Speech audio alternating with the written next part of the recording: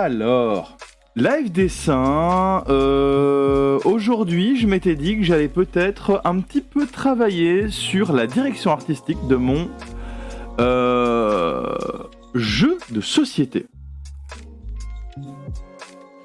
Je pense que c'est pertinent. Parce que là, pour l'instant, c'est pas ouf. C'est pas ouf. Alors, je peux vous montrer rapidos le jeu de société. Donc pour l'instant, en fait, ce que j'ai fait pour le prototype du jeu, c'est qu'on a un plateau comme ceci. Ah, il me fait lui. Ouais, ça c'est les modèles de cartes. Donc on voit que c'est quand même très basique. J'ai juste fait des modèles de cartes vite fait pour avoir un prototype fonctionnel. Donc rien de bien particulier. Donc ça, ce sont les cartes lieux que j'ai envie de changer par autre chose, mais ça, voilà, on verra. Ensuite, j'ai piqué tout simplement des images de vaisseaux à gauche à droite, ce qui ne va pas clairement, hein, mais de nouveau, c'est pour avoir un prototype fonctionnel. Donc, pour l'instant, c'est ça. Les d'autres cartes, voilà, très basique de nouveau, hein, je me suis pas cassé la tête. De nouveau, des pièces de vaisseaux, etc. Ce qui donne... voilà, ici, ça, c'est d'autres éléments. C'est tous des petits éléments que j'ai piqués, donc ça de nouveau c'est des modèles de cartes. Des modèles de cartes, toujours très basiques, pas de direction artistique. Ici, c'est le logo qui va se trouver sur l'un des tokens. Voilà, c'est tout basique, c'est un bouclier, c'est pas moi qui l'ai dessiné, du coup voilà. Je peux pas piquer comme ça des images, ça se fait pas. Donc soit on achète des images, donc des stocks photos, ou on paye un artiste, soit on le fait soi-même. Moi perso, j'ai envie de le faire moi-même.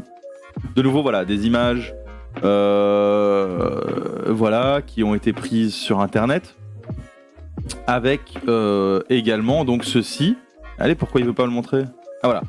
Le plateau de jeu, donc qui est composé des différentes images que j'ai piquées, d'un petit halo autour, et puis ça c'est juste des couleurs que j'ai mis pour pas avoir du vide sur le plateau de jeu. Mais bon, voilà quoi. Tout ça, ça ne va pas. Ça doit être fait maison avec une direction artistique évidemment cohérente. Donc, il faut créer une direction artistique pour ce jeu. La direction artistique, c'est des polices d'écriture, c'est des illustrations avec un style d'illustration, c'est une direction artistique générale en termes de graphic design, pour les cartes, pour le plateau, pour les tokens, etc., etc. Qu'est-ce que j'entends par là? Eh bien, je propose de faire un petit tour rapide de quelques éléments qui ont une direction artistique très marquée. Eh bien, je vais prendre tout simplement un bête truc, hein, voilà, les Simpsons. Alors, qu'est-ce que j'entends par mon jeu de société a besoin d'une direction artistique, c'est-à-dire d'un style, c'est-à-dire d'un design graphique et de police d'écriture, etc. Alors, si on prend par exemple les Simpsons, ceci est le style du dessin. Donc on a un ombrage plutôt basique, des personnages qui ont toutes plus ou moins la même forme de tête, hein, tout est cohérent. Les cheveux sont dessinés de la même manière, tous les meubles, etc. sont en vue isométrique avec des formes très basiques. On peut dire ça de toutes les maisons, on peut dire ça de tous les meubles, on peut dire ça de toutes les plantes. Dans les Simpsons, c'est comme ça. À côté de ça, ils ont aussi une police d'écriture qui leur est propre et qui va revenir à chaque fois. Donc si je mets les Simpsons font, voilà, on va voir que ceci est la police d'écriture qu'on va voir un petit peu partout dans les Simpsons. Ceci ou ceci, voilà. Ça reste toujours la même police d'écriture. Et ensuite, en termes de graphic design, on aura aussi toujours ces couleurs chatoyantes, ces aplats plutôt peu en relief de couleurs, les petites ombres portées systématiques. Donc ça va être le style des Simpsons. Et donc voilà, ça c'était pour exprimer un petit peu ce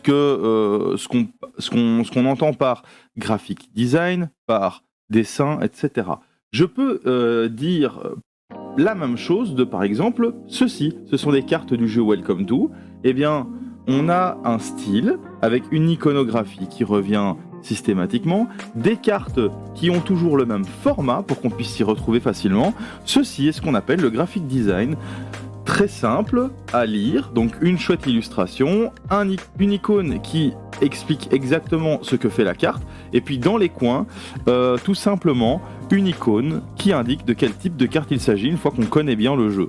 Ça, c'est la manière dont ce jeu a décidé de fonctionner. Avec également, par exemple, pour les missions, des icônes qui représentent des maisons, une manière d'indiquer les nombres de points, etc., ainsi qu'une police d'écriture qui est propre à ce jeu. Voilà ce que il convient de mettre en place quand on travaille sur un jeu de société, sur une bande dessinée, sur un jeu vidéo, etc., etc. Et moi, j'ai donc ce prototype de jeu de société, mais qui est basé sur aucun design graphique, à proprement parler. Voilà. Les cartes ici n'ont aucun style, j'ai juste créé des cartes prototypes très faciles à lire et à utiliser, tout simplement. J'ai ici, voilà, mes bases de cartes mauves, j'ai mes bases de jetons, mes bases, voilà. Tout ça, ce sont des iconographies que j'ai piquées sur Internet, qui fonctionnent pour un prototype, mais je ne pourrai jamais exploiter ce genre de choses, parce que c'est du vol. Moi, je veux créer mes propres icônes, et c'est ça que je me dis que je vais faire aujourd'hui. Mais tout d'abord, avant tout ça, il faut créer un univers. En tout cas, c'est comme ça que moi je perçois les choses. J'aime raconter des histoires au travers de ce que je fais. Alors normalement, quelque part, en fait, là je suis en train de broder parce que je suis en train de chercher un petit peu les croquis que j'avais fait pour donner un petit peu le style que je voulais.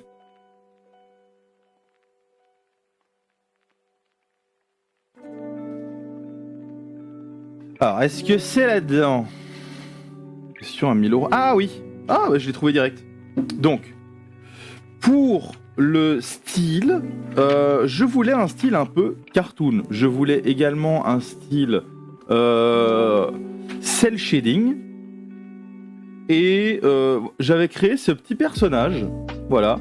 Ce petit personnage que je trouve un petit peu mignon et tout, un petit peu ridicule. Il va falloir que je le rende encore un petit peu plus cartoony.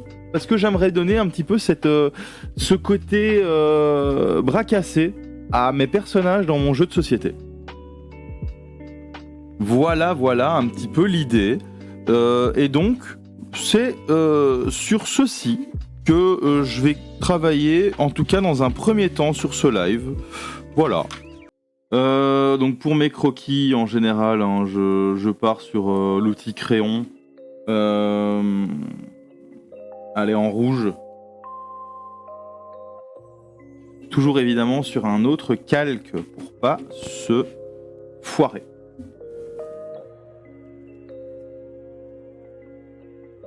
Alors, mettre les yeux plutôt au milieu du visage. Si je fais le personnage de face, pour commencer, pour un petit peu créer,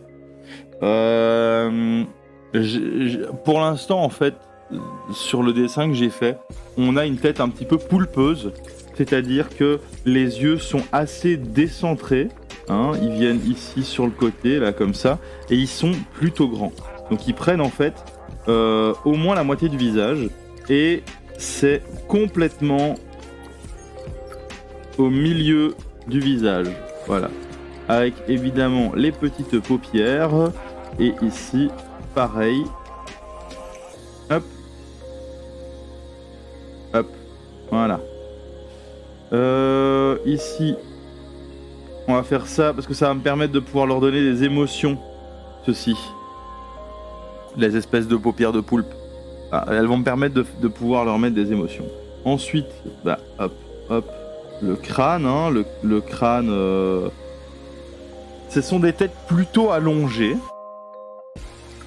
Donc ici, hop, hop. Et alors, c'est plus ou moins des poulpes, mais j'ai pas envie d'avoir des tentacules. Donc ici, je vais faire plutôt un truc comme ceci. Et donc ce sera... tac. Hop. Voilà, 4 espèces de mini-boules, là. Je sais pas trop, hein. Ça, c'est les personnages que j'avais créés vite fait. Avec pour but de prototyper. Enfin, d'inventer un petit univers. Alors, pour le prototype, pour l'instant, ces créatures s'appellent les Sburbs. Ils habitent sur la chaîne d'astéroïdes Sburb. Et en fait, leur objectif, étant donné qu'ils ont exploité toutes les ressources de leur chaîne d'astéroïdes, de leur habitat naturel, c'est d'essayer de trouver une planète ou en tout cas un lieu habitable pour leur peuple. Et donc nous sommes un équipage d'explorateurs chevronnés qui partons à la découverte de l'espace, en tout cas de notre système solaire, etc. Et notre objectif est donc de trouver un endroit où habiter avec notre peuple. Évidemment, on a réussi. Mais là maintenant, il faut qu'on rentre avec notre rapport de mission. Le problème, c'est que lors de notre exploration, l'un des Sburbs s'est fait infecté. Et donc ici, l'objectif sera donc de trouver l'infecté avant qu'il ne transmette ses parasites à tout le monde. Donc voilà un petit peu l'idée derrière tout ça. Alors je pourrais faire des humains et juste utiliser le même concept mais avec des humains. Mais j'aime pas trop dessiner des humains, je trouve qu'il n'y a pas moyen, enfin je n'arrive pas à avoir une direction artistique personnelle en dessinant des humains. C'est pas quelque chose qui me fait plus kiffer que ça. Après pourquoi pas, mais j'avoue que je suis pas très doué dans le dessin d'humains. Dans le vaisseau, ils n'auront pas besoin de leur scaphandre, donc ils seront juste en combinaison. Donc on a comme ceci des petites créatures, avec des attributs plutôt anthropomorphes. Donc bipèdes, 2 jambes, 2 bras, une tête. Alors à côté de ça, je trouvais cool qu'ils aient des espèces de sangles qui en fait arriveraient au centre dans une boucle.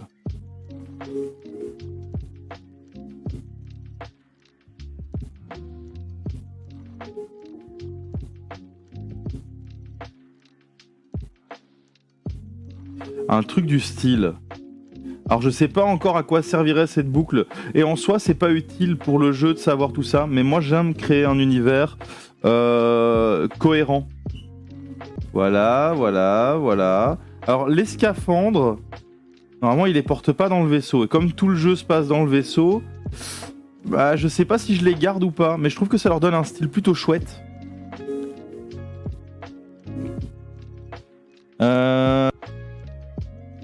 C'est un petit jetpack. Oh, c'est juste pour le style, mais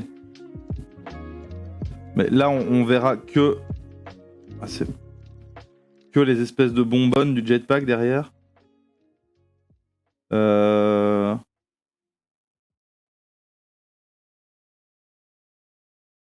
peut-être que pour des illustrations, les jetpacks apparaîtront, mais dans le jeu, ils servent à rien en tout cas pour l'instant. Ça, c'était un peu l'idée des personnages que j'avais fait à la base. Avec évidemment la petite tirette de la combi. C'est la suite de Among Us, exact. Alors par contre, blague à part, le jeu est un petit peu proche d'un Among Us, le jeu de société. Donc oui, c'est possible que je sois influencé. Mais moi, je voulais des persos un peu style Mascas. C'est plus ça, moi, qui m'inspire, là. Mascas. Je trouve que les Mascas, c'est marrant. Mais je suis... Juste, en fait, c'est un design de perso que j'avais fait au moment où j'ai un petit peu réfléchi au jeu. Et donc, j'étais juste en train de le refaire en digital pour me faire une petite idée. Mais je suis pas sûr à 100% que ce sera ça le design final, parce que... Je sais sais pas. Comment je fais pour éditer mon jeu? Bah pour l'instant, je n'y ai pas encore réfléchi, mais probablement que ce sera un Kickstarter, parce que j'ai très envie de me lancer dans l'édition, et la plupart des éditeurs travaillent avec des illustrateurs de base, et ont aussi leur droit de regard sur le jeu, sur la bankability de l'univers du jeu, etc. Et moi j'aimerais garder full liberté dessus. Donc il y a quand même des chances que je tente l'aventure du Kickstarter.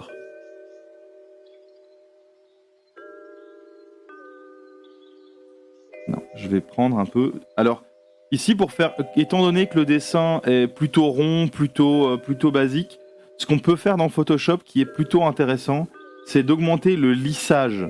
Donc le lissage donne moins de liberté sur les traits, mais permet d'avoir des traits plutôt, comme le terme l'indique, lisses. Alors pour le Kickstarter, pourquoi un Kickstarter? Parce que si je veux éditer un jeu, il faut du cash. Parce qu'il faut en imprimer quelques milliers d'exemplaires, parce que ça sert à rien d'aller chez un fournisseur de jeux, c'est pour leur demander de faire 100 versions du jeu. Le jeu risque de coûter beaucoup plus cher que nécessaire à ce moment-là. Clovis Cornillac en guest star.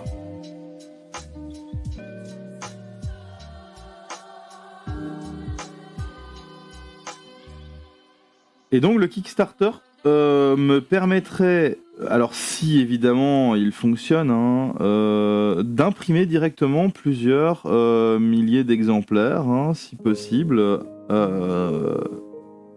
Et en fait, un Kickstarter réussi ouvre les portes de l'édition également. Chez d'autres éditeurs. Et donc si un Kickstarter fonctionne bien, à ce moment-là, les négociations sont aussi plus intéressantes si je vais chez un éditeur et que je dis voilà, je veux garder full liberté sur la direction artistique du jeu. Ça a plus d'impact quand on vient avec déjà quelques milliers d'exemplaires achetés. Et à côté de ça, voilà, pour l'instant, moi je connais un éditeur ici qui est prêt à m'aider à me lancer. Ça s'est foiré. Qui est prêt à m'aider à me lancer. Parce que, évidemment, trouver les fournisseurs, les imprimeurs, etc., c'est pas évident. Pareil, ici, moi, je suis en autodidacte sur le dessin et sur les logiciels. Et évidemment, c'est un microcosme à part entière. Et donc, par exemple, quand on imprimer, c'est pas la même chose que quand on crée pour du digital.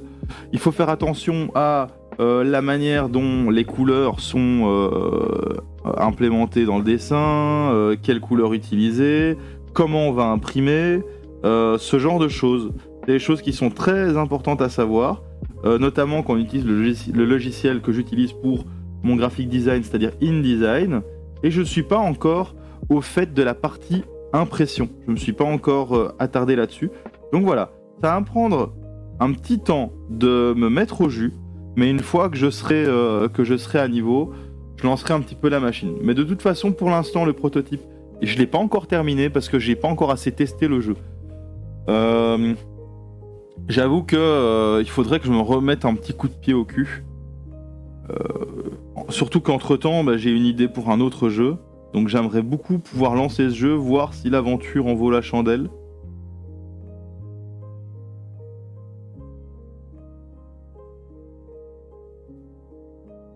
Pour le gameplay de ce jeu-ci, en gros, évidemment je m'inspire de jeux qui existent, parce qu'il y a énormément de mécaniques qui sont très intéressantes à prendre dans certains jeux. Pour ce jeu-ci, ouais, je vois que tu m'entraînes, ouais, c'est bien. Pour ce jeu-ci, ce qui s'est passé, c'est que je me suis dit Among Us, c'est cool. Loup-garou, c'est sympa. Mais en vrai, pour moi, le meilleur jeu à rôle caché qui existe, c'est Time Bomb. Pourquoi je me suis dit, pourquoi est-ce que Time Bomb est si bien? Et pourquoi aucun autre jeu à rôle caché ne trouve grâce à mes yeux comparé à Time Bomb? Eh bien, Ouais, Secret Hitler, mais en fait, voilà. Secret Hitler, alors je me suis pas super attardé sur le jeu, mais il me semble qu'il a le problème qui me dérange dans tous les jeux à rôle caché existants. Pour moi, le problème principal des jeux à rôle caché, vidéoludiques ou jeux de société, donc c'est le problème pour moi de Among Us ou de Loup-Garou, c'est qu'on se fait chier. C'est qu'on se fait chier quand on meurt. Quand on est éliminé du jeu, on peut regarder les autres jouer. Si la partie dure longtemps, on se fait chier. Et ça, c'est un gros problème. Et pour moi, l'intérêt de Time Bomb, c'est sa simplicité et le fait que on ne meurt pas. On gagne ou on perd. Au moment où les conditions de victoire ou de défaite sont atteintes, la partie est terminée. Il n'y a pas d'éliminer pendant la partie. Voilà ce que j'aime beaucoup avec Time Bomb notamment, et évidemment, donc comme je le disais, sa simplicité, c'est super simple en termes de règles et tout, comme jeu à expliquer, à mettre en place, à aborder avec des gens qui sont pas spécialement dans le jeu de société. Donc voilà, moi j'aime beaucoup Time Bomb pour toutes ces raisons. Et donc, pour le jeu ici, pour le gameplay, en fait, je me suis dit, eh bien, je veux un jeu où il y a du rôle caché, et je veux un jeu où personne ne meurt ou ne se fait éliminer, que les conditions de victoire soient atteintes victoire ou défaite soient atteintes, et que la partie se termine à ce moment-là, pour tout le monde. Et j'ai directement eu le feeling que ça marcherait bien avec un infecté. Et donc évidemment, le jeu, c'est pas obligatoirement dans l'espace. Ça me permet juste d'avoir une DA un peu fofolle et de pouvoir utiliser des personnages qui sont pas humains, parce que je suis pas fan des personnages humains. Mais du coup, évidemment, ça fait un peu résonance avec Among Us. Mais donc, ici, la manière dont j'ai réfléchi... Secret Hitler... le jeu d'hier, c'était 50 missions. 50 missions... voilà, ça c'est un jeu de pli qui est très cool, qu'on a testé hier.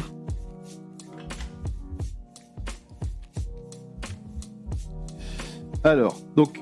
Je disais, pour le gameplay du jeu ici, je me suis dit, ok, ce que je veux, c'est que les personnages aient des actions limitées, et donc ils vont devoir prendre des risques et s'exposer à l'infecté. Donc ce que je voulais, c'est qu'il y ait des personnages sur un plateau qui puissent être nombreux. Pour l'instant, le jeu avec la map, je pense que c'est 6 joueurs max, 4 joueurs minimum. Donc là, de nouveau, dans l'édition, moi, il va falloir que je fasse un effort, que je réfléchisse un petit peu sur comment adapter le jeu pour avoir plus ou moins de joueurs. Moins, je pense pas que ce soit pertinent, donc ce sera 4 minimum. Mais du coup, si c'est 4 minimum, j'aimerais quand même que le jeu puisse accepter jusque 10 joueurs. Et du coup, dans l'édition, ça va être un challenge. Parce que je veux pas que le jeu soit trop cher non plus. Il va falloir beaucoup réfléchir à la manière dont je vais faire ça. Quel matériel je vais mettre dans le jeu, etc. Et donc, je voulais que les personnages aient un nombre d'actions limité, et donc ils doivent prendre des risques. Pour ça, je me suis dit, ok, en fait, ce qui serait cool, c'est qu'ils aient à réaliser des actions dans des pièces, et parfois à devoir éventuellement réparer des éléments, etc., etc. Donc de nouveau, ça ressemble beaucoup à Among Us. Et j'avoue que j'ai pas spécialement pensé à Among Us au moment où j'ai décidé un petit peu du gameplay. Mais en fait, une fois que je l'ai fait, je me suis dit, ah ouais, c'est quand même beaucoup Among Us. Enfin bon. Et donc...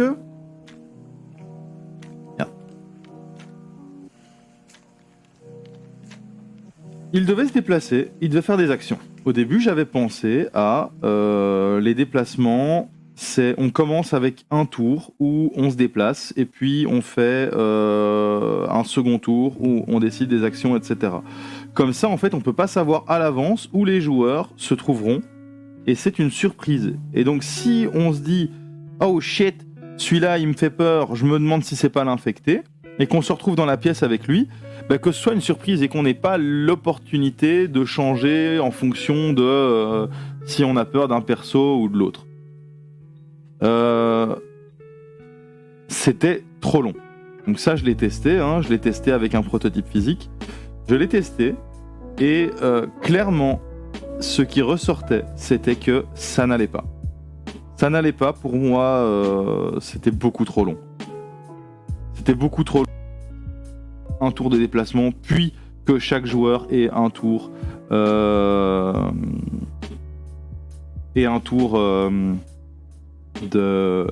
d'action. Donc j'ai changé ça. Je me suis dit, là, je vais prendre la mécanique que j'ai vue dans le jeu La Forêt des Frères Grimm, qui est un excellent jeu et en termes d'édition, il est magnifique. J'ai rarement vu des figurines aussi belles. Je trouve juste que s'ils les avaient préombrées comme ça a été fait dans Aftermath le Cataclysme, ça aurait été un gros plus. Et donc ce jeu, qui est vraiment magnifique, a une mécanique qui est plutôt intéressante, parce que c'est un jeu de bluff.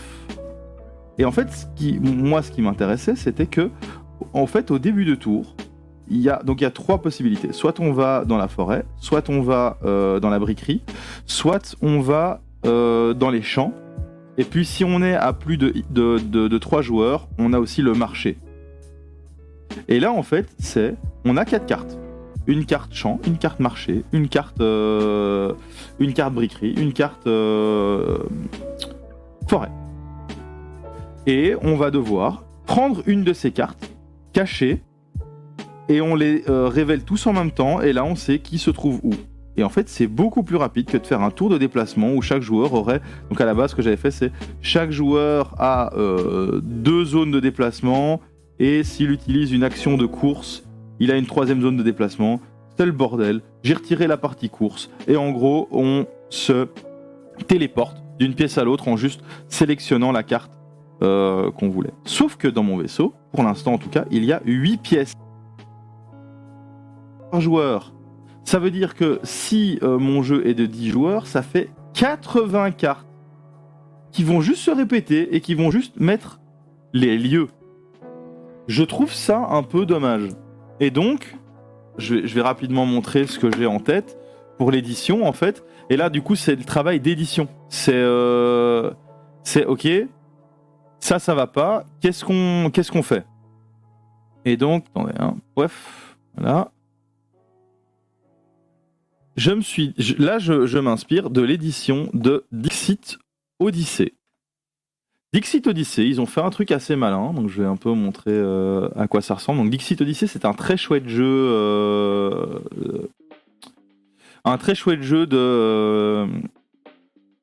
de déduction d'images, donc ah merde, j'ai plus le terme. Mais en gros, on va devoir deviner ce que l'autre a mis en fonction de ce qu'il a dit, etc. Et c'est des images avec des illustrations qui sont très chouettes. Et en fait, à chaque fois, ils font des extensions par des illustrateurs bien précis. Et donc, ils ont comme ça, chez Libellude, en fait, c'est vraiment leur truc, c'est d'avoir des éditions avec pas mal d'illustrations. Enfin bon. Et donc, en fait, l'édition de ce jeu, pour moi, ils font un truc assez malin. Merde, je peux pas le voir comme ça. Est-ce que je peux le voir en plus grand? Punaise. Bon, je vais faire tac. Enregistrer l'image.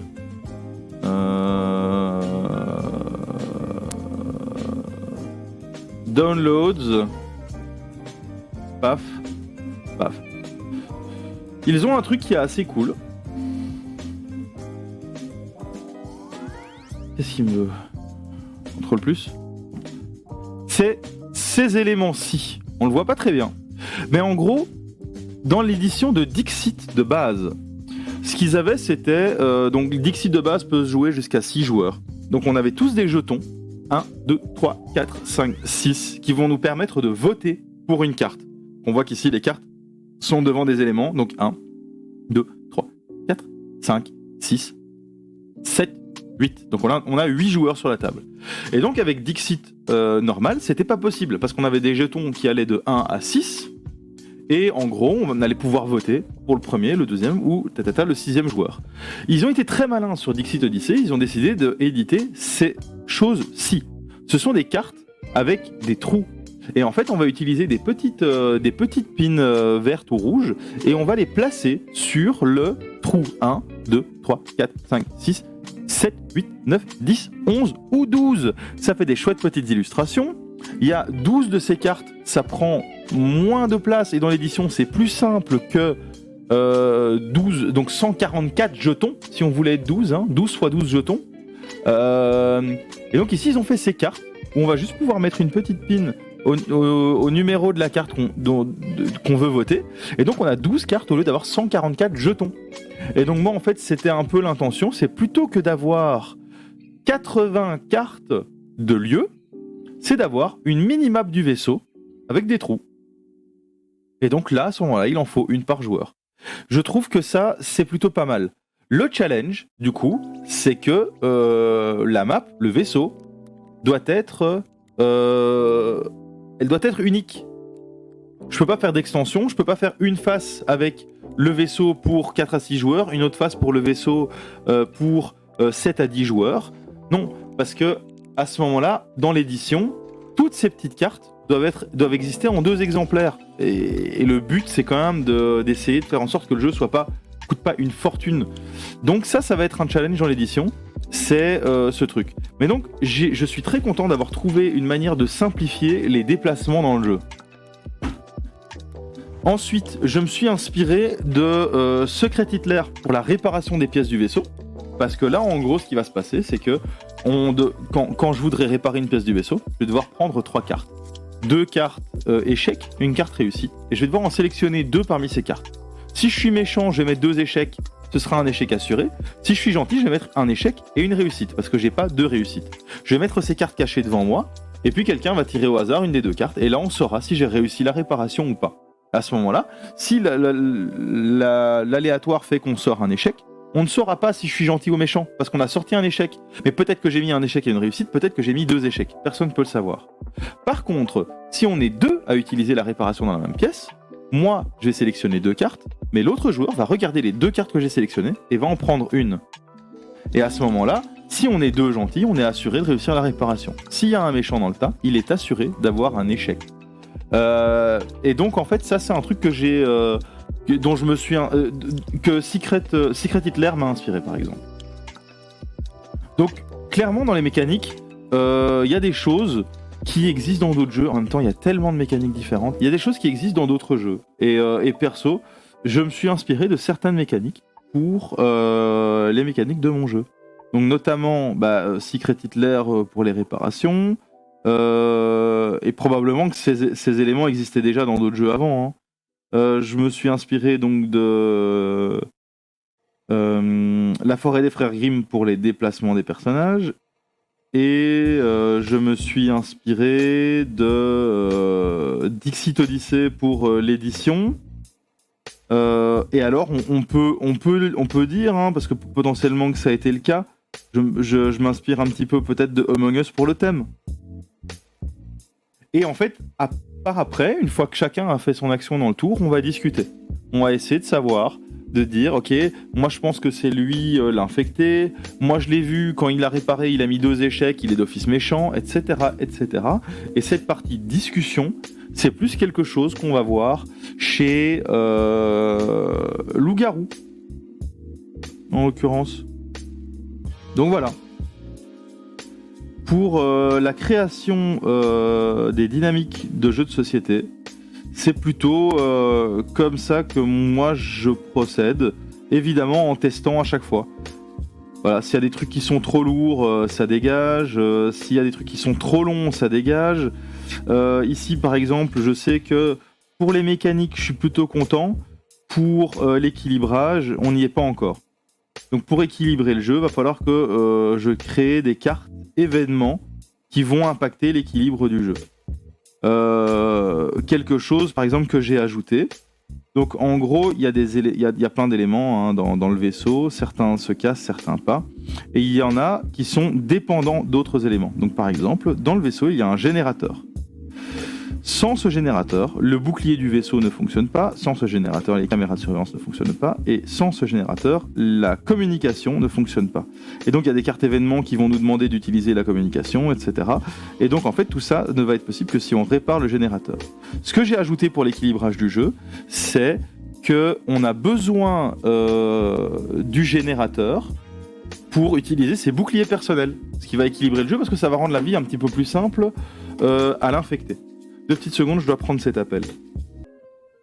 Voilà, me voilà de retour et je vais devoir écourter ce stream, malheureusement. Donc je vais encore un petit peu avancer, mais d'ici une vingtaine de minutes, je vais réceptionner mon petit garnement qui fait 38 de fièvre. Donc voilà, en général, quand c'est comme ça, la crèche renvoie le gamin à la maison. Donc, je vais devoir écourter. Mais bon, en attendant, je vais un peu voir. Il a déjà tout perdu chez Ladbrokes. Bah ouais, bah ça. En même temps, avec les matchs d'hier, je comprends. Hein. Bon, qu'est-ce que. Ah, ils seront un peu orange comme ça, ou gris. Ça peut être des petits hommes gris-vert. Gris-vert. Gris-vert. Ouais, gris-vert c'est bien. C'est bien pour commencer. Je vais juste mettre quelques couleurs là pour qu'on se fasse une petite idée.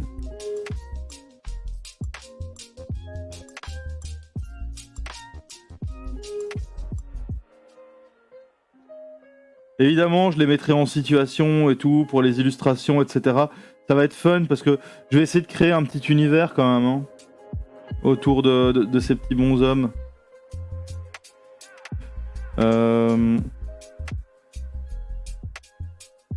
Ah, je pense que ce jeu il peut être très chouette. Hein. Il y a du potentiel dans ce jeu. Vraiment, il faut juste que je me focalise sur l'équilibrage.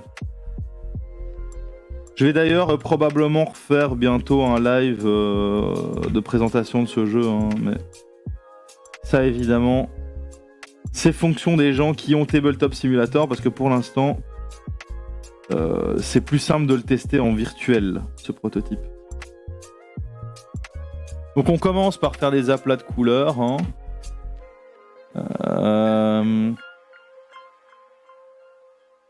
Tac. Ses yeux rougeau, orange.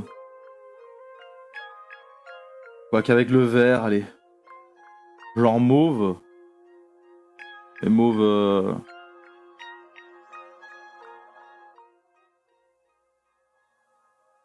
Tiec. Oups, j'ai dépassé.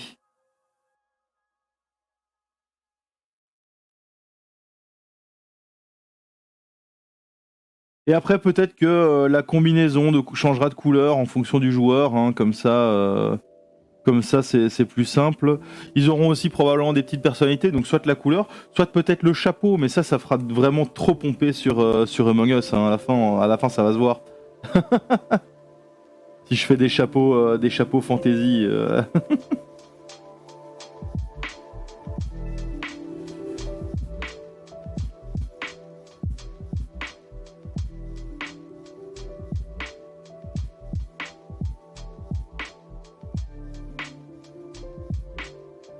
Procès au cul. Je sais pas s'ils feraient un procès pour ça, parce qu'au final ils ont rien inventé les mecs non plus, hein. Faut pas abuser, mais en effet la combinaison vaisseau spatial chapeau sabotage, etc. C'est clair que bon ça va commencer à faire peut-être un peu trop.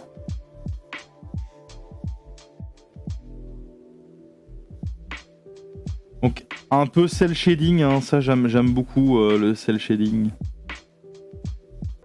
Donc le cel shading, hein, pour ceux qui sont pas spécialement au fait, c'est le fait d'ombrer avec des zones définies. Voilà.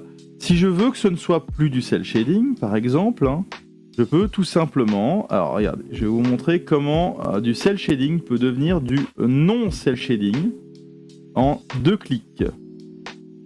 Ici, moi j'ai fait du cel shading parce que j'aime bien le design, j'aime bien le style. Mais si je prends filtre, flou gaussien, et paf, c'est plus du cel shading. C'est de l'ombrage plutôt classique. Voilà. Mais en vrai, voilà, comme ça. En vrai, le cel shading, c'est la vie. Hein. Paf.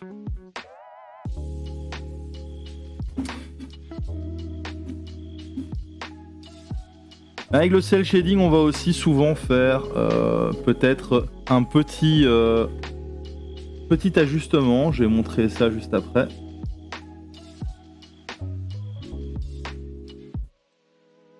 Souvent, avec le cel shading, ce qu'on va faire quand même, pour donner un peu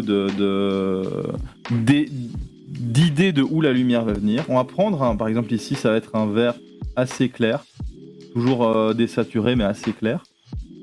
Je vais prendre une brush plutôt grande avec 0 de dureté. La dureté, c'est simple, c'est ceci.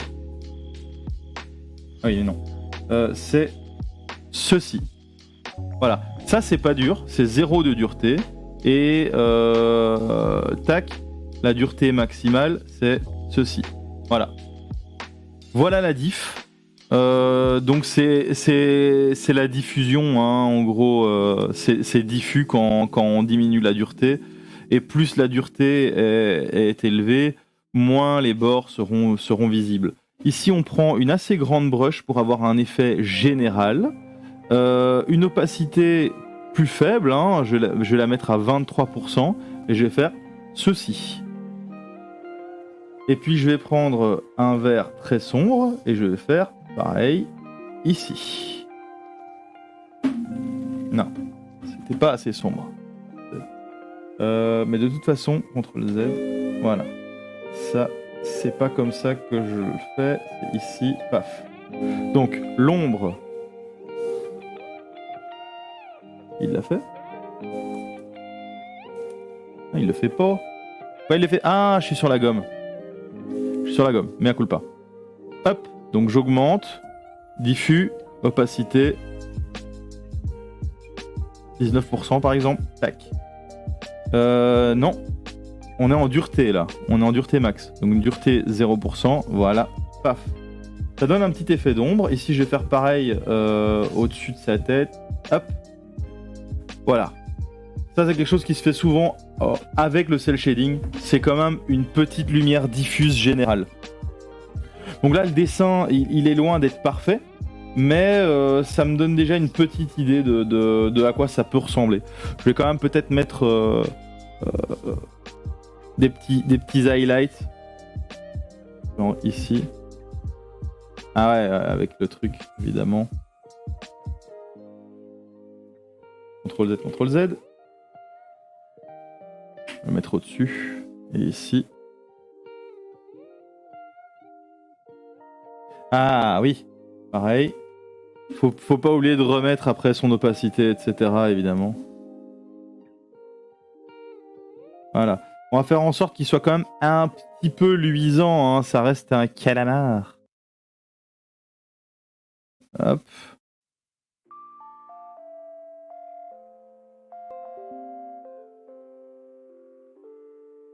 Tac. Tac. Tac, tac. Ici, pouef. Pouef. Comme ça.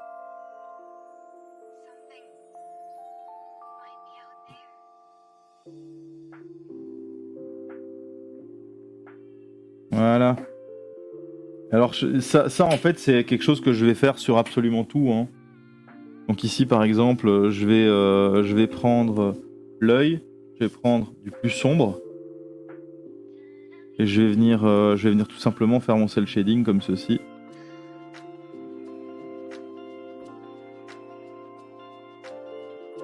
Par exemple.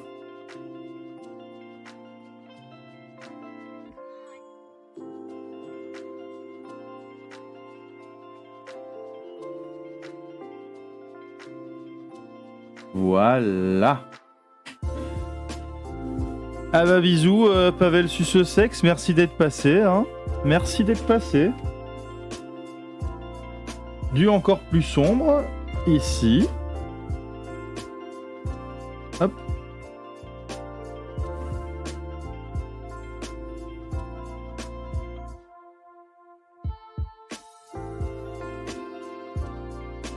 Voilà. Et alors, ce que je vais faire, c'est hop, ici. Paf.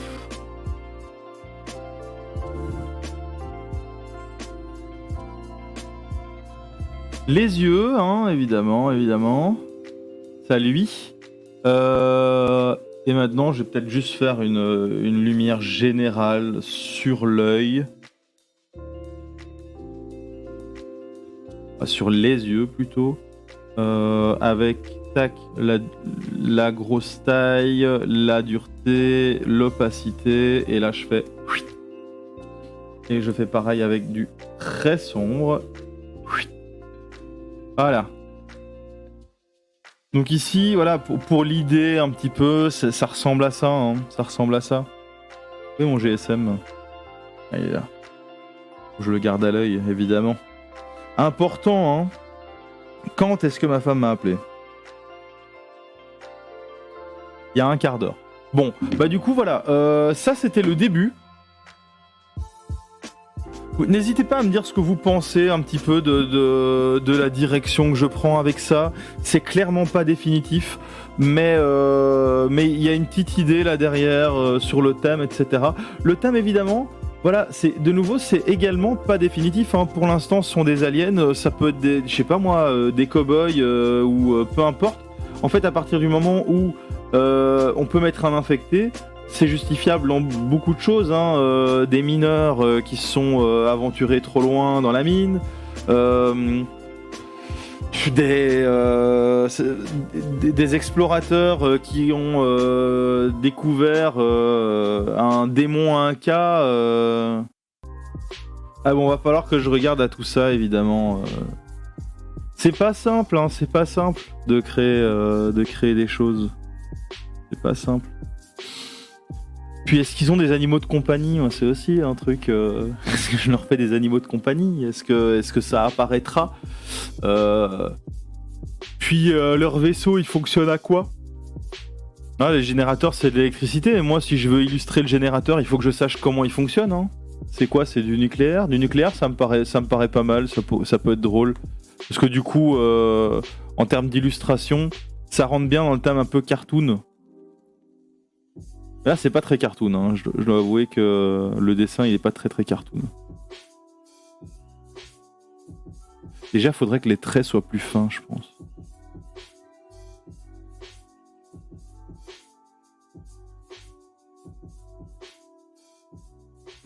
Bref. Ou inexistant, pas de traits. Et alors, évidemment, le dessin, il doit être un petit peu retravaillé, hein, mais sans traits, ça peut aussi être un truc, hein. Juste le fait de avoir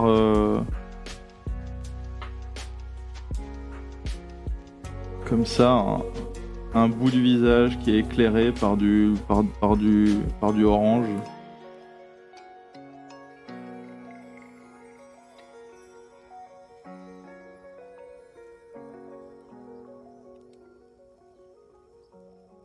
Et donc ça va faire partie de la DA du jeu. Genre, le vaisseau, c'est quoi les lumières? C'est des LED orange, des LED turquoise, des LED bleu, des LED... Ah, si je fais turquoise ici... Voilà, là, il est éclairé en turquoise.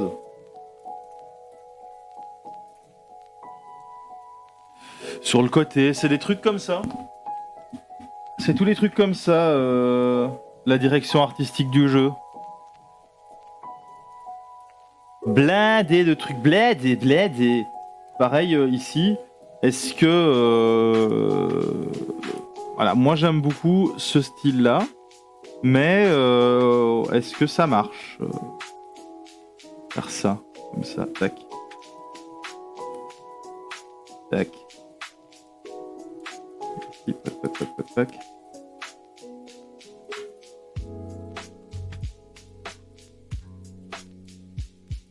Les hachures d'ombre.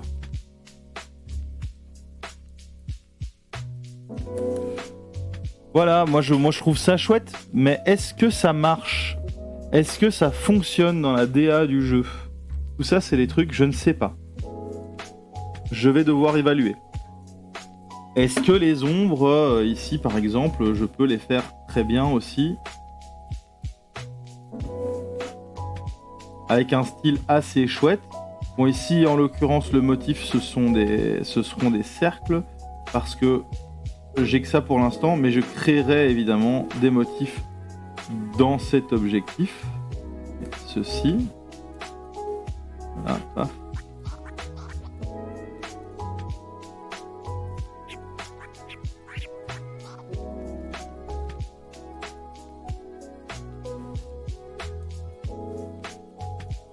Et ici. Merde! Il me l'a enlevé! Bastardo!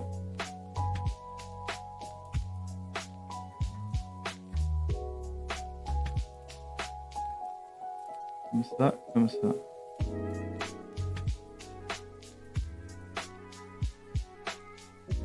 Merde! Tac! Par exemple.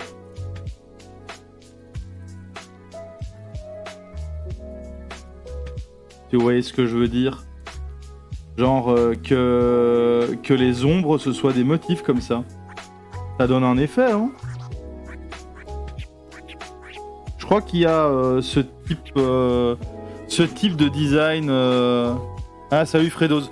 Oui bah le problème c'est que tu arrives un petit peu tard. Alicia m'a appelé et Nathan arrive, il a 38 de fièvre, elle a dû aller chercher à la crèche, donc je vais devoir écourter le live.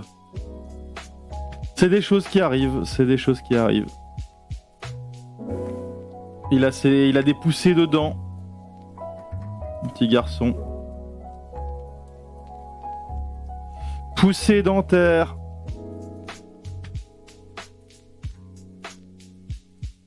Voilà, ça par exemple, c'est une option pour faire des ombres avec des motifs. Moi, je trouve ça plutôt marrant, plutôt chouette. Voilà. Quelle couleur, de quelle couleur le vaisseau sera principalement affublé, toutes ces choses, voilà. J'ai entendu que la porte d'entrée vient de claquer, donc mon rôle de papa, je vais donc devoir vous abandonner. C'est des choses qui arrivent.